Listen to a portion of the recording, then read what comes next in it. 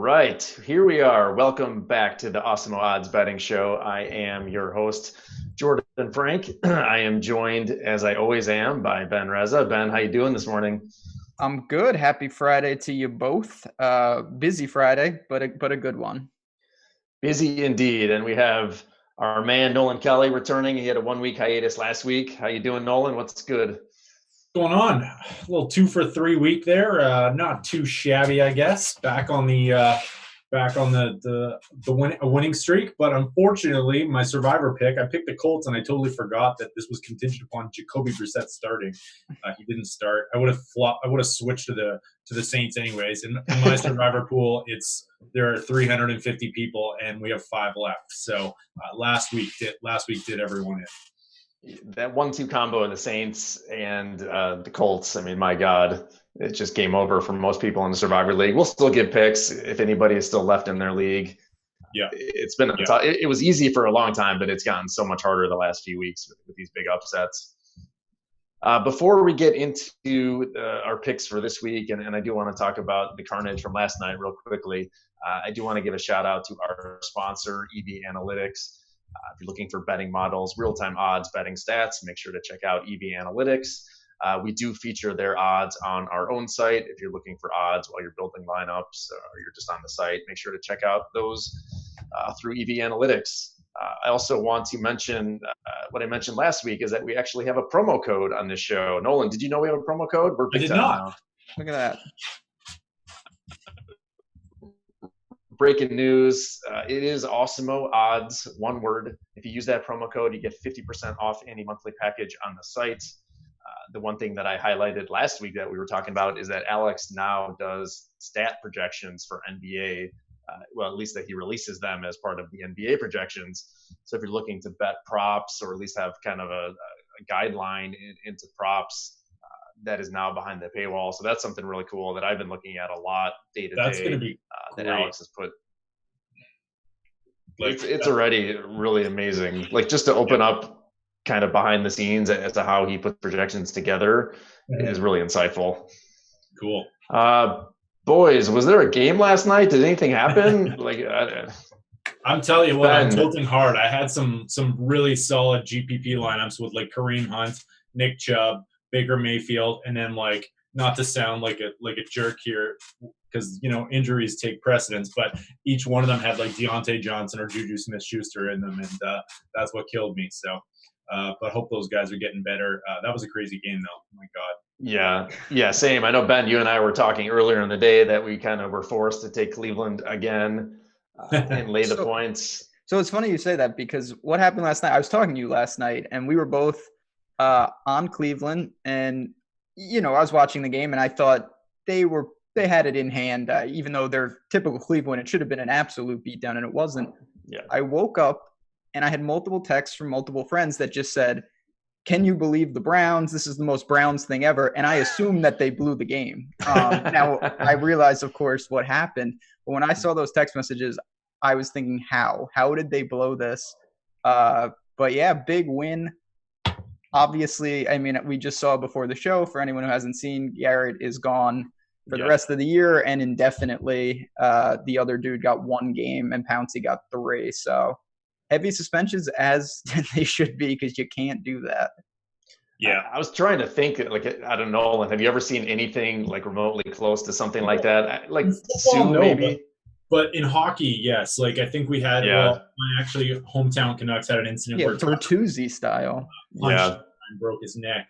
Even that, like that's kind of like the result was really bad, but the play wasn't nearly as bad. I think as like taking your helmet and whacking it on the guy. I also think Mason Rudolph should be suspended for a game too, though. I feel like he was he started this whole thing trying to like rip off Garrett's helmet, and like that's not nearly as bad and not like taking anything away from Garrett, but like he definitely like had a part of this and was like ripping his helmet off on the ground too, and like just seems to be blameless now. For sure. It's just all these situations are so tough because it's so hard to separate the act from the result. Like if Rudolph would have got seriously injured, Myles Garrett would be completely toast. That's a good and obviously, if he might be in jail if he was seriously injured. in serious trouble. And obviously, if Garrett didn't escalate it, Mason Rudolph's, whatever happened on the ground there wouldn't even be a point. You wouldn't even notice it, in my opinion. So it's so difficult. Nolan, you just brought it up with hockey, and it's the same concept. Sometimes the result is dire and the act isn't. In this case, he's lucky that nothing seriously bad happened. Yeah, for sure. So wild game. Cleveland obviously got there pretty well. I don't want to say easily because I never felt very confident about it, but they really did dominate most of that game, and their defense played pretty well. It was 14-0 for the majority of the game, and I thought it was going to be a pretty easy cover. Of course, it never is with Cleveland, but we did get there. Fights notwithstanding. Yeah, that minus 2.5 line seemed a little bit low to me. I was kind of expecting it to be plus 3.5, so I also took the Browns there, and it worked out. I don't know, short week. Short week. Take the home favorite if there's any question. I think, right? Yeah, Thursdays have kind of shown that, and the Browns were in my article, so it's good to start the week with a good one. And we'll see. We got a lot more games. We got a game in Mexico this week. A lot to break down in the NFL. Indeed. So why don't we get into it then? Let's give our picks for week 11. I'm not sure who is up as far as who should go first. Nolan, do you want to go first? Since sure, I'll go first. Last week, I totally forgot this game's a Monday. This game's a Monday nighter. This Monday nighter is going to be so much fun, especially when is it at Azteca, Ben? I would assume. I don't know. I believe it is just because it's such a prominent stadium in Mexico City. Yeah, you got 100,000 people there as well. Like, you have to factor in the thin air of Azteca contributing to the possibility of 65-yard field goals made. So that's going to be a really fun showdown slate on Monday night for sure. Unless, of course, the field is bad again and they have to switch the game last minute. But I haven't heard any reports of that so far. So I'm guessing that game will still be a go-ahead in Mexico. For my first pick today, let me pull up my sheet here. I got everything written down. So I'm going to go with a contrarian pick that I think you guys are going to be on the opposite side of this one, actually. So I'm going to take the Minnesota Vikings plus 10.5 over the Denver Broncos. Here's my rationale. Just a few trends that I've pulled up. Home favorites, regular season, back-to-backs, 30-13-1. Against the spread, 34-17-1 as favorites. What else have I got here? Non-divisional home favorites, the Vikings, are 22-1 against the spread. They are. I got more. Hang on, lost. So much trends. Coming off a bye, but I'm a little bit worried about this one, and that this line is high. I had one more stat here and I've lost it. Anyways, that's what I'm doing. My initial inclination was to take the Broncos because I thought that line was high. But there are quite a few trends. I'll see if I can find them. I did a really poor job writing down my notes today. But a lot of the trends are pointing towards the Vikings here. Thielen looks like he's questionable and probably out. I would expect the Broncos' run defense has improved, but I would expect them to maybe be able to shut down the Broncos offense and just run the ball down their throats. So that's what I'm hoping for here. I don't really feel comfortable about it, but I'm going to stick with the trends. And the reverse line movement is also against me too. So, everything bad here, but let's see what happens. I don't hate it. I mean, I don't Ben, have a you want to give your thoughts first and I'll go? Sure. Yeah, I mean, the Vikings are really good at home. They're rolling. That was a big game against the Cowboys. I don't trust Brendan Allen at all. So if I had to take the game, I'd probably lay the points as well. 10 is just, over under of 40. It's not the best situation to be in. I think Minnesota wins this game pretty comfortably. Is it 10? Is it 7? Is it 13? Is it 20? I don't know. And I went elsewhere, but I would rather back the Vikings in a groove than I think people, again, they beat the Browns in Mile High. It's just not the same. And I think Allen probably struggles here. Hey, I got to ask you guys a question too. I think the other one was the Vikings are 41-15-1 outside of the division against the spread with Zimmer as their head coach. So I think that's right, but I might have written that down, so don't quote me on that. Just killing it so far today. But I wanted to ask your opinion. I've noticed the last couple of years that a lot of underdogs tend to cover in the first half of the season. And we've seen underdogs, I think 2 years in a row, have a really positive results against the spread. And then that starts to shift as the season goes on. I don't know if that's Vegas adjusting the lines or people adjusting the lines. Are you conscious of that? And do you guys start like shifting your picks a little bit more towards the favorites as the season goes on? And is that game in line? Is this kind of like a game that could be in line with that sort of strategy? I think for me, I don't typically look at kind of a blanket trend like that. Yeah. I think if you unpack it, there's certainly reasons to go to favorites later in the season. Certainly Vegas is adjusting lines and they're going to skew them a little bit more towards favorites. So it's interesting that maybe they're covering at a higher rate than they were earlier in the season. I mean, for me, I think we talked about it a little bit last week, actually. You weren't here, Nolan. Ben and I were talking about trends and kind of which types of trends we put more stock in versus others. And to me, it always comes down to, like the reasoning and the rationale behind the trend. If it makes sense to apply it to a specific game, then I'll do it. If it's a stat like the 49ers have never lost on Monday Night Football, that's just a ridiculous stat and trend. It doesn't mean anything. And they lost. Like, that's such a ridiculous trend. So like specific to this game, I probably wouldn't go towards the favorite just because of that trend. But for me, you're going to never find a better spot for Dalvin Cook than here as a home favorite, double-digit home favorite. I mean, we know the Vikings are going to want to just pound the ball. Still there? I think kind of the stats that you were alluding, Coach. Jordan, we're losing you. Don't know if we've got you. You are frozen. You broke them with the trends, Nolan. Did I lose you guys? You are frozen on my screen, but the internet hates Jordan's take. Yeah, the internet is not thrilled with you, Jordan.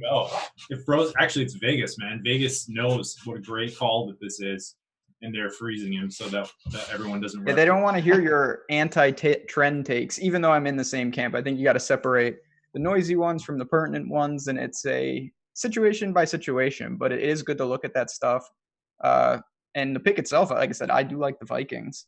I guess I'll go next if that works. Do it. All right. You guys got me, or am I still frozen? No, you're here. Oh, hey. Go ahead, Ben. I took in my article, which is available on the site, I obviously got a bad number on this game, but I'm going to double down on it. I see 4 on my screen. You guys can let me know what we're locking in it as. I like the Panthers at home. It was 5.5 earlier. It has dropped. I still like them in the spot. Obviously, they're not taking the money, but I just look at the Falcons coming off a ridiculous win. In my opinion, just a straight outlier. I mean, they got to breeze 6 times. They were one of the worst in the league at forcing pressure. They're one of the worst in the leagues at turning the ball over. I don't see that continuing. I don't think that's a larger thing. And the Panthers, I was impressed. They lost in Lambeau they were right in that game. Kyle Allen is serviceable. Christian McCaffrey, maybe he's wearing it down a bit, but he's still, of course, premier player. They've got the weapons. And I think that unless the Falcons can find a way to control this game on the ground, which is the Panthers' weak spot on defense, if they don't do that, it's not going to be successful for them. So I think that when we see this season in its totality, we're going to look at the Falcons beating the Saints as such an outlier. And I think the spread is maybe valuing that a little too much. All right, I'll go. I'm kind of on the opposite side of this one, actually. Ooh, okay. Talk. Oh, interesting. Falcons plus 5.5 here. I think Carolina's a better team. Kyle Allen's been great. They have one of the better pass defenses in the NFL and 32nd ranked run DVOA. But I'm still kind of I'm still a believer, I guess, in the Falcons that they aren't as bad as their record indicates. The Austin Hooper loss hurts, but that doesn't mean they don't have weapons. They've still got Julio. They've still got Ridley. Brian Hill, I don't really buy into any kind of running back downgrade. I think it's probably just I'm a big believer in offensive line versus defensive line play, so I'm not knocking him for that. I just divisional game. I'll take the points. I think Atlanta has underachieved this year, and even though their defense has been bad, maybe they found something, and maybe that win against New Orleans will spark them. I'm not a huge believer in this Carolina team, so I'm on the other side of this one. All right. I like that. I don't like to disagree with you. I'm sorry. No, that makes for I That's prefer good. that because it's interesting. Jordan, you're the tiebreaker, man. What do you think about this game? You guys got me okay. I want to make sure I'm back. My hot takes were too hot. Yeah, you're back for the time being, so you might as well say them now. Oh, I got to talk fast then. It's not one of my plays. I think I would probably lean towards Carolina, but I've been backing Carolina a lot this year. I've been on them, I feel like almost every week, and I don't have them this week. I do think the line is a little short. I think people are putting a little bit too much stock in that game last week, Saints Falcons. So for me, I would definitely lean Carolina. I think it's a good spot for them going home at least. Getting Atlanta. Atlanta has so many injuries. I think Carolina's defense is a little bit underrated still. They've had a couple bad games. They had the 49ers game where they got smoked. You take that out of the equation, they're still one of the highly ranked defenses in the league. So for me, I would lean Carolina, I guess, if that's the tiebreaker on this one. All right. What is your play, though? You said it's not one of your three, though, right? It's not one of my three. So let me give two here. I'll do my snake two here. I'm going to go with two home dogs in a row for my first two picks. The first one is Arizona getting 10 at home against the 49ers. A couple of reasons why I kind of owned them on this game. They're on the road, just for the record. Arizona's on the road? The Cardinals are on the road, yeah. Oh, yeah, you're right. I don't know why I have that as home dog. All right, I take it back. I like it too. They're getting 10. The big reasons that I like this game is short week for the Niners, injuries all over the place for the Niners. They put Quan Alexander on injured reserve. You got Kittle, Breda, Emmanuel Sanders, all questionable to some degree. I'm not sure if any of them are going to play. We're doing this on a Friday morning, so we got to make a call now. But it's a division game. They already played each other, and it was only 2 weeks ago. And in that game, the Niners only won by 3 points. Kittle and Sanders absolutely crushed the Cardinals. We've seen their secondary obviously is not great, but we just need to keep this game close. Arizona underrated this season. We've given a lot. We've thrown a lot of shade to Kingsbury and kind of Kyler Murray, but they're 7-2 against the spread, believe it or not, because they've been getting so many points throughout the entire season. So I don't think the market is quite caught up yet to. They're a competitive team. Do I think they're going to win the game? No, but I think they can cover double digits here against the Niners. Yeah, I have no problem with that. Division teams, I looked at them. I looked at Cincy. Those type of teams, even though they're awful, maybe different degrees of awful, but yeah, injuries. And the Niners, they're a very good team, but it still remains in my mind to be seen how often should they be laying double digits to other teams. That's something I'm still not sold on. Yeah, I'm right there with you, Jordan. This wasn't one of my picks, but as soon as I saw this line, I was all over it. I actually don't even hate the Cardinals outright here. I mean, the 49ers are banged up offensively. Kittle, doubtful probably. Emmanuel Sanders, I haven't checked his status, but he's probably not going to go. Matt Breida injured. I don't know. I don't think this 49ers team is as good as we think they are. And then you factor in that Arizona is just really starting to look better. I feel like Kyler Murray is looking more comfortable. Christian Kirk finally healthy. Patrick Peterson back. So if you want to play it safe and take that 10-point line, I think that's great. I don't mind taking them at plus 375 either. I'm still super choked about that garbage decision by Shanny to not run the ball with 2 minutes left in overtime. I don't get it. Jimmy Garoppolo is just a human. Man, if you watch him play, I don't know, I'm not a believer in him. Maybe I hope I'm wrong, but it just seems like he makes so many bad decisions. And when you have a great offensive mind like Kyle Shanahan, I feel like he's disguising Jimmy Garoppolo's weaknesses. This Arizona team is on the rise, I think, a little bit. And I'm going to be riding them heavily this week. And I might actually just bet the plus 375 here. Wow, I like it. Yeah, a little sprinkle. I like it too. One other stat that I do have is that everybody's talking about how great the Niners defense is, and it has been very stout, but they've actually allowed 100 rushing yards in 6 straight games, which is not something you would think doing the analysis on the 49ers defense. Huge loss for that defense. And huge loss for sure.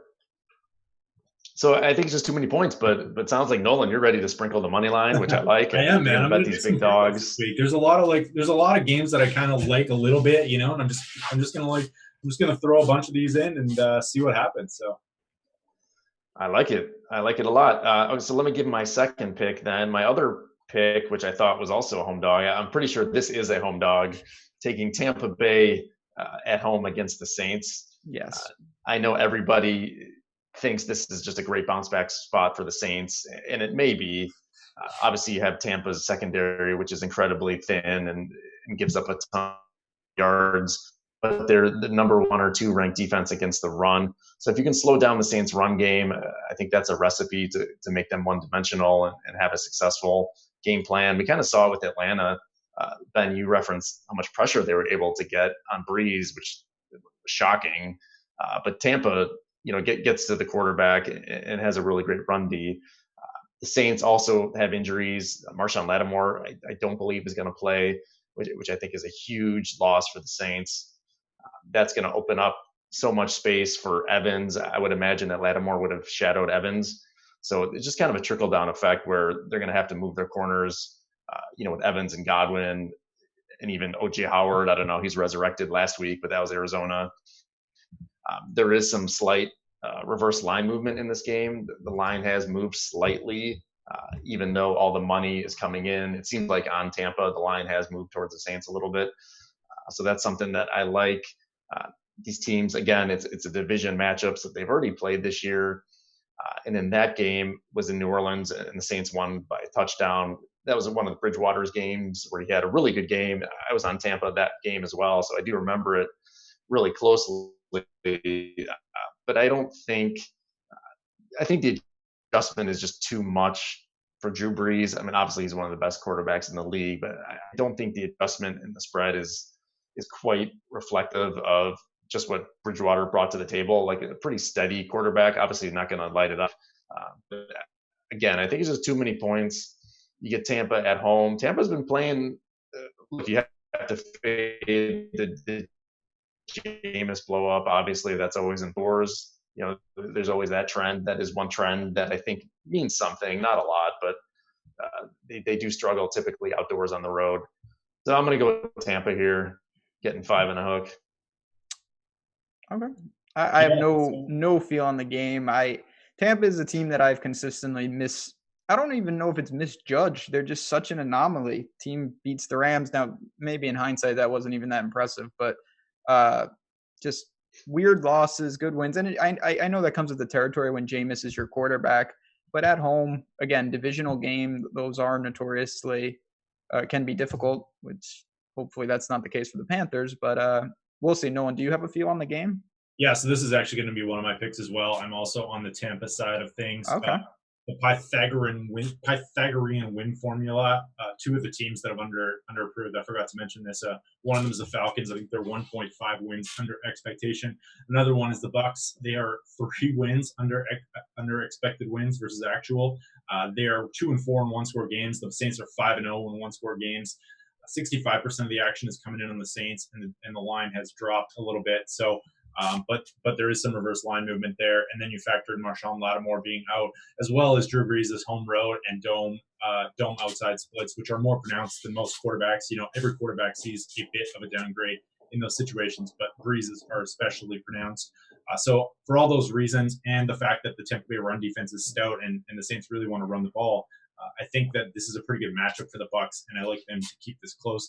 It'll, of course, depend on turnovers. I think really it's a tough game to bet because you never know. The X factor is always whether or not Jameis Winston is going to do something stupid or how many times he's going to do stupid, right? So it's a little bit risky in that sense, but if you're to hold on to the ball and not turn it over, then I really like the Buccaneers in this one, and hopefully his mistakes aren't that detrimental. Also, a great game for DFS too. I think there's some serious upside in stacking this one as well.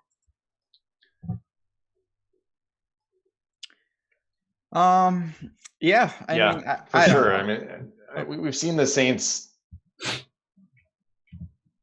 Yeah, I was going to say we've seen the Saints lay eggs a lot. Am I frozen again? You're in and out. It's debatable.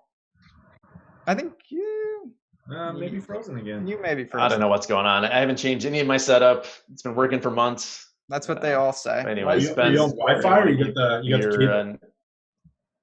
AOL dial-up. Yeah. As our man behind the glass is asking, what kind of shady business you got going out over there? Times are tough in California. Tisk. Yeah. Well, I'm gonna give my pick, and it's I don't know what you want to call this. You may have words for it. I'm just going with the Patriots off a bye. It's pretty simple. I just think this is the type of spot where after a humbling loss, and I thought one was coming. I really like the Ravens in that spot. They got a chance to think about it. Now they come back against. It's a tough spot, no doubt, but they're only a 3.5-point favorite in Philadelphia. They should torch that secondary. I think Edelman goes crazy. I think the Patriots off a bye is as bad a spot for any team that you could really face. Although the Eagles do some things, I think this is just one of those games I expect the best version of New England. So pretty easy pick for me, and I'll just roll with them here. Ben, I'm not picking this one, but we're on opposites again, man. All right, good. I mean, Eagles this is 3.5 here. I hope you're right because I hate them so much. But man, tell me about it. What do you think? Well, I just think I don't really have a data take or anything like that, so you very well be right here. I always lean towards these extra 0.5 lines here. Yeah. Eagles at home, really big game for them, and then I just think the Patriots are probably a little bit overrated at this point. We were so blown away by them earlier on in the season, but they also had Josh Gordon and Antonio Brown on that roster, and now we're looking at a team without a lot of weapons in the passing game. And that's really the best way to beat this Eagles team. So as well, Eagles defensive line is great. I think that Eagles are starting to get a little bit healthier. What happened? Is Deshaun Jackson done though? I don't think he's expected to play. I don't have it in front of me, but he had surgery. If you can hear me. Yes, he had surgery. We can hear you. So. I don't know. I just think the Eagles are trending up. The Patriots are trending down, and maybe we're overrating them a little bit. So I'm sure that I will be wrong come Sunday and look like an idiot when the Patriots win by 20 points. But at least it's not in Foxborough. I give you that. Yeah, exactly. They are much worse on the road.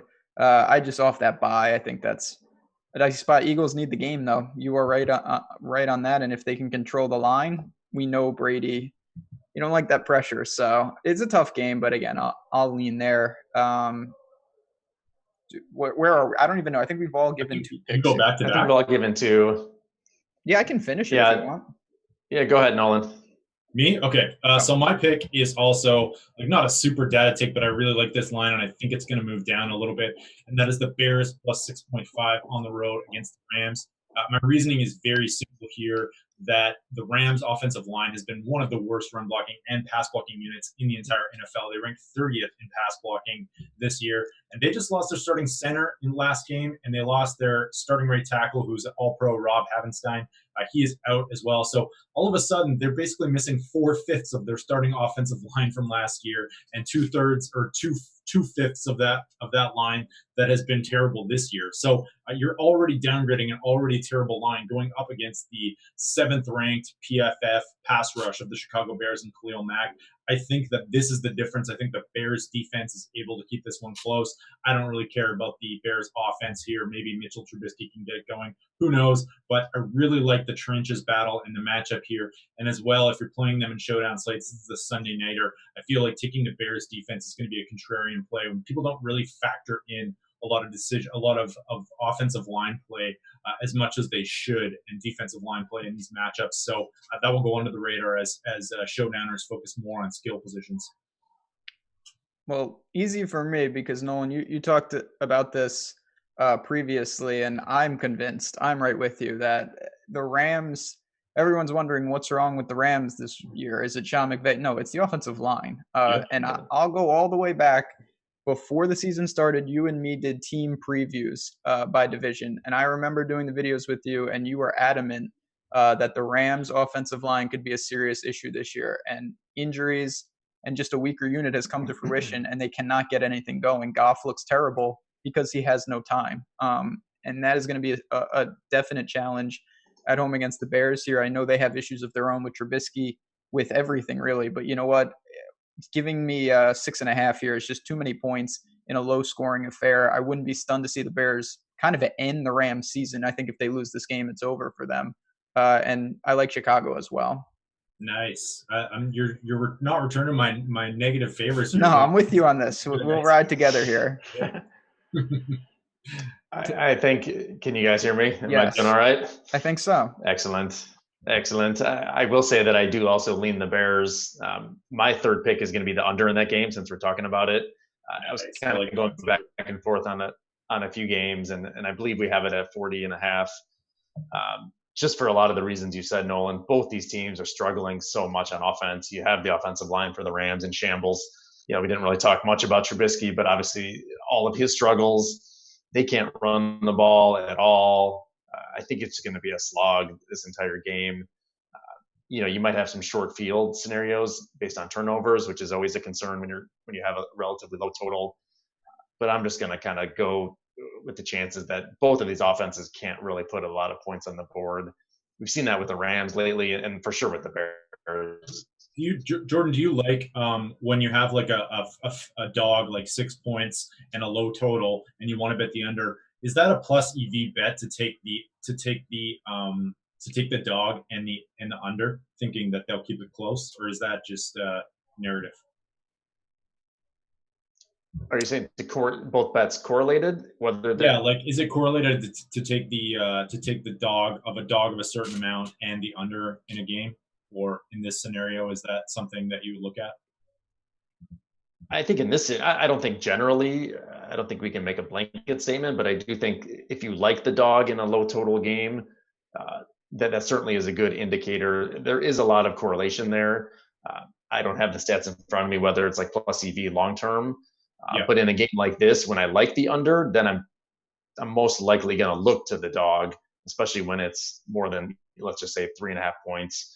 Something like that. If a team can keep it close and it goes under, usually you're going to get to the dog in that kind of game. Yeah, I mean, correlated parlays, most books won't if it's really bad, they won't let you do it because it's definitely plus EV. But if you have the game script and it makes you lean under, certainly it would boost the Bears, in my opinion. But in college football and stuff, where like for example, Ohio State this week is 52-point favorite, and the total's only like 59. Obviously, if you like Ohio State, you should parlay that with the over, but you can't at almost every book.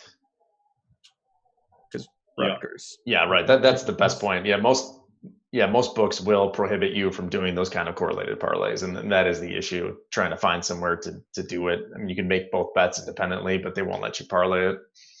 I don't know if this was already baked in, but Matt Stafford officially ruled out right now. I think it's probably baked into the line, plus 6.5. I wonder if that gets higher. Yeah, I saw that. Yeah, it's off the board. Like where I'm looking, it's off the board. It may. Still. Yeah, it may go above 6.5. I think it could cross the line there and go to 7.5. But I'm surprised that people were expecting Stafford to play. Like I'm guessing that's a little bit baked in. That would probably be a 3-point line, 2.5-point line, if not, right? Wouldn't it? I mean, yeah, losing him is. We saw last week Driscoll. Yeah. Not great. Yeah. Yeah, I think that line jumped. I think it was 3 or 3.5 points last week when they announced that he was out, and that was Sunday morning right before game time when they actually announced him out. So yeah, there may be an adjustment still coming on that one, especially if it's off the board. I don't see it right now. Like it. Ben, did you give your third pick? I did it. It was in line with Nolan, so I was on the Bears as well. Okay. I like them in that spot a lot. Is that it? Everybody's on the one more, Jordan.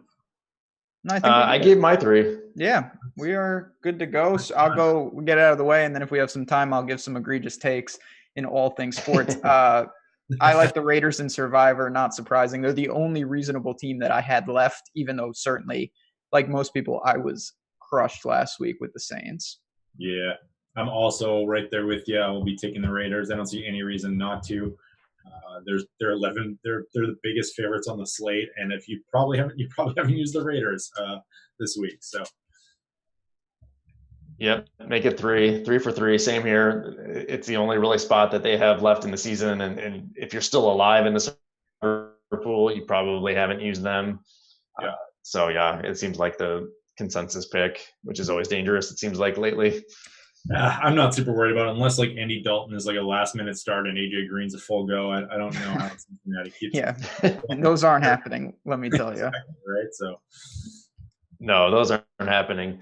Nolan, last week you missed the show, but last week I took the Bengals. I took all the crappy teams last week. I had Miami, I had the Bengals, and I had Cleveland, and I got 2 out of 3 home. Obviously, Cincinnati never had a chance in that game. I'm not going back there this week.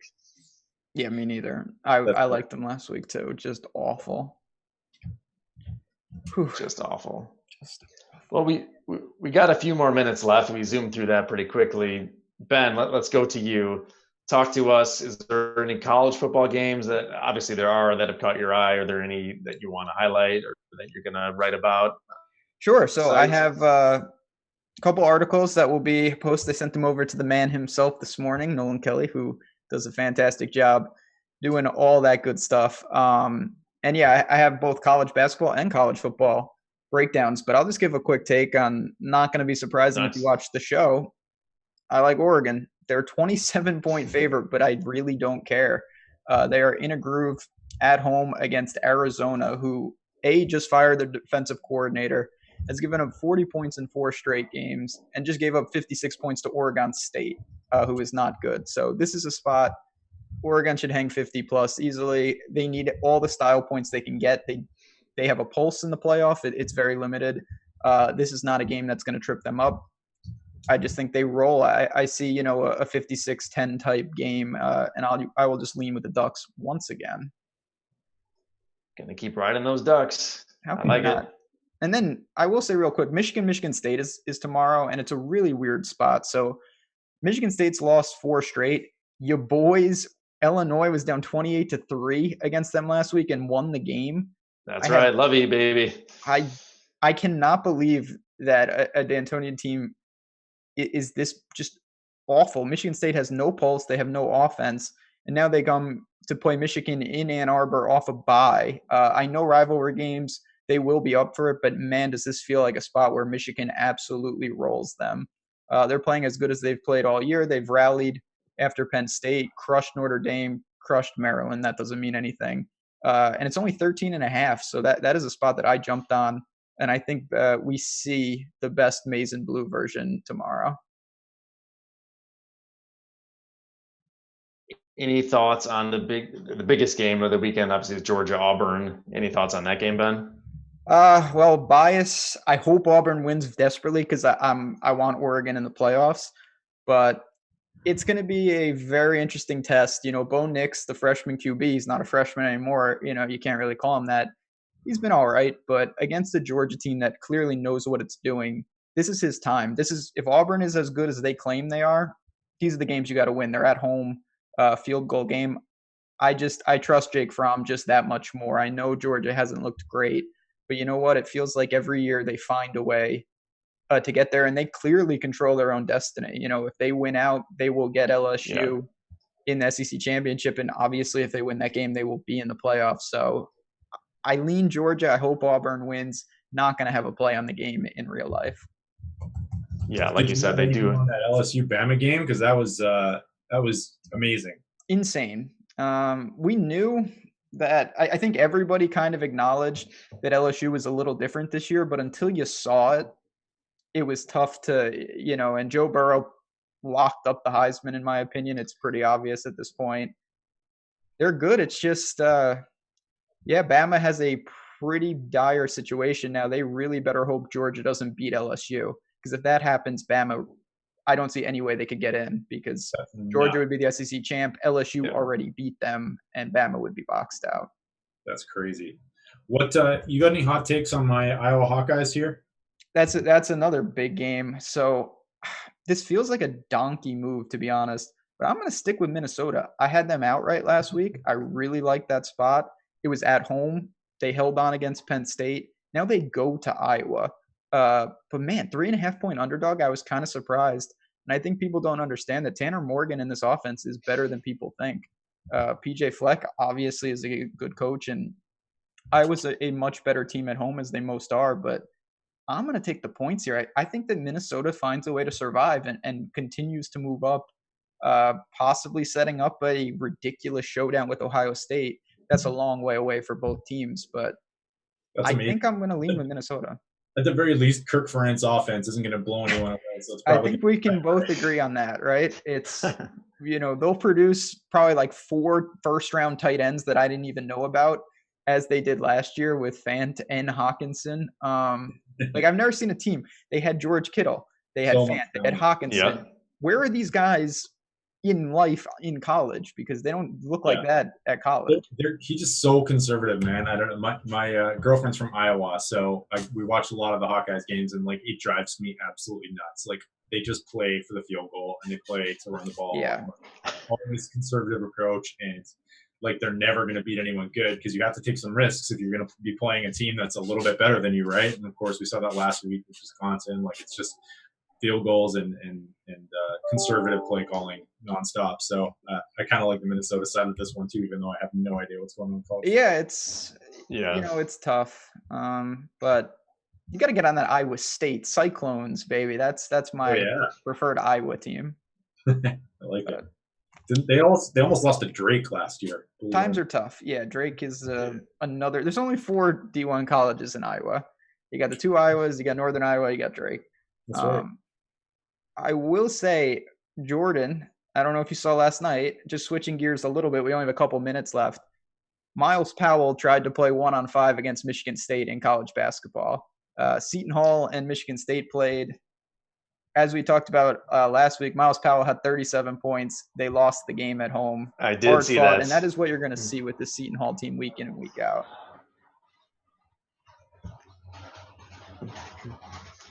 Yeah, we talked about last week how much I like them and obviously like him. But yeah, you really do see just they don't have much behind him. They got a couple guys who can score, but it really felt like it was 1-on-5 for a lot of that game. I was hoping I could gloat a little bit today if they would have won that game, but yeah, it's a long way to go for them. It is. He's incredible. He is. He's absolutely fantastic. He is going to be, the guy. Cole Anthony, of course, is phenomenal, but Miles Powell is just great. And college basketball right now is out of control. There's so many teams, a lot going on. I will have an article up later, but I know, Nolan, you especially, you like real sick, crazy plays. I got one for you. Let's hear it. So let me just step back. Last year, and Jordan, you know this, Nebraska basketball was my pet project. I loved the spot for them. They were fantastic. It didn't work. Everybody got hurt. They fired the coach. They brought in Fred Hoiberg, and they only have one guy back from the team. One, not starter, just one player in general. They opened the season 15-point favorite against UC Riverside, and they lost the game by 19 points. Then they played Southern Utah a couple days ago, and they lost outright again. They played a night against South Dakota State, the Jackrabbits, and South Dakota State 3-1 on the year, not a great team. They lost Dom and a couple other big players. They're a 6.5-point favorite though against this Nebraska team, or 6.5-point dog, against this Nebraska team. And I just cannot believe that any team right now is a somewhat sizable dog against Nebraska. I don't trust them at all. I have never seen a team this dysfunctional. And until they show anything, like I said, they got blown out by UC Riverside, who is not good, and they lost by 1 to Southern Utah. I'm going to back the Jackrabbits on the road, but 6.5 points against the Nebraska team that is lifeless right now, I think could be a very interesting spot. Well, Ben, I'm going to disagree with you here. And no, I'm just kidding. Yeah, I was going to say, I would love to hear your Nebraska basketball takes, please. But no, it's so many of them. I'm just stunned that this team has continued to be lined like this. Like I said, 15-point favorite to open the season, lost by 19. They were a favorite against Southern Utah and lost the game outright again. They're 0-2 on the year, and I have no confidence that they should be favored against honestly anybody right now. Yeah, when is that game, Ben? Tonight. Mm-hmm. So yeah, I'm on the Jackrabbits. I locked it in right before the show. Plus 6.5. And truth be told, South Dakota State has a lot of issues of their own. But man, they've got a couple of JUCO transfers, and they at least have been competent. I don't see any reason that you can back Nebraska in this spot. I could probably have a whole show on what I feel about Fred Hoiberg, but yeah, I think I'm going to probably Yeah, I'm gonna probably tail you on that one. I would love to fade him one more time in my life. It's times are tough in Nebraska right now, and long term they'll be fine. It's a complete wash. They lost everybody, and that is just it's these type of spots that you can take advantage of early in the year. Teams that have no production back and are searching for an identity. And my God, Nebraska's at the top of the list for me. And like you said, I mean, it's not often that you really feel like Vegas is not, handicapping this team correctly. And it does seem that way, at least the first two games, and maybe again tonight, like you said. So that's the thing. When they opened against UC Riverside, I thought it was a little much, but I didn't think much of it, to be honest. When they got blown out, and I saw parts of that game, I was on Southern Utah against them, not on the money line, but with the points. And now again, until this adjusts or I see something better from Nebraska, I will be shorting them at every turn. And that's all I got. There you go. I like it. Solid. I like it. Nolan, are you? We got the NFL Yahoo show coming up next. Are you doing that with Alex? Yeah, me and Alex, we're going to go through the Yahoo slate this week, break down the top five total games. Check out his projections, build a couple cash lineup and 2 GPP lineups as always.